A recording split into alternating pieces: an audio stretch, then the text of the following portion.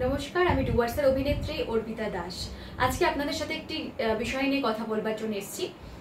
কিছুদিন থেকে আমরা দেখতে পাচ্ছি ডুয়ার্সে একটি সিনে অ্যাওয়ার্ড হচ্ছে, যেটা শুনে বা দেখে আমার সত্যি খুব ভালো লাগে। কারণ ডুয়ার্সের অভিনেত্রীদের বা যারা যারা এখানে রয়েছে, কলাকার, আর্টিস্ট, তারা একটা অ্যাওয়ার্ড শো এর নাম শুনলে সত্যি খুব খুশি হয়ে যায় এবং সেটা সবার খুশি হবারই কথা। আমরাও চাই ডুয়ার্স আগে যাক, আর আমরা খুব ভালোভাবেই সবকিছু দেখছিলাম যে এটা চলছে, ঠিক আছে। বাট কিছুদিন মানে জাস্ট কালকে থেকে হয়তো একটা ভিডিও আমরা দেখতে পাচ্ছি বা ফটো ফার্স্টে আমরা দেখেছি, যেখানে আমাদের মিঠুন চক্রবর্তী স্যার সেখানে আসবেন স্পেশাল গেস্ট হিসাবে। সেটা দেখে আমার খুবই মানে পার্সোনালি খুব ভালো লাগে যে হ্যাঁ, আমাদের ডুয়ার্স তাহলে আস্তে আস্তে উন্নত হচ্ছে।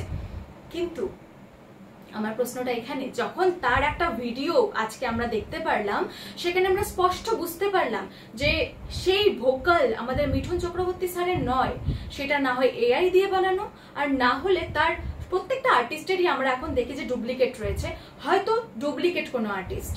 কিন্তু আজ এটা যে অর্গানাইজ করছে ALF বলে কোনো সংস্থা, তো তাদের কাছে আজকে আমার কাছে একটা নিউজ চ্যানেলে ফোন আসলো, বললো এটা নিয়ে একটু কিছু কথা বলতে। তো আমার একটাই প্রশ্ন, একটাই কথা, যে এখন যদি সেটা বলা হয়ে থাকে যে হ্যাঁ সত্যি সেটা মিঠুন চক্রবর্তী স্যার আসছেন না, সেটা তার ডুপ্লিকেট একজনকে নিয়ে আসা হচ্ছে, তাহলে আমার কথা যে তখন যখন পোস্ট হলো ভিডিওটা, তখন কেন সেখানে উপরে লেখা রইলো না যে এটা মিঠুন চক্রবর্তী স্যার নয়, তার ডুপ্লিকেট একজন আসছে? এখানে রীতিমতো প্রতারণা করা হচ্ছে, আমাদের ডুয়ার্সদের আর্টিস্টদের ইমোশন নিয়ে খেলা হচ্ছে, যেটা আমার মনে হয়। কারণ আমরা প্রত্যেকটা ডুয়ার্সের আর্টিস্টরা যথেষ্ট স্ট্রাগল করে যাচ্ছি ইন্ডাস্ট্রিকে বাঁচানোর জন্য, এবং সেখানে এত বড় একটা প্রতারণা আমরা সত্যি নিতে পারছি না। তাই সরকারের কাছে আমার অনুরোধ, এটা নিয়ে একটু যাচাই করা হোক।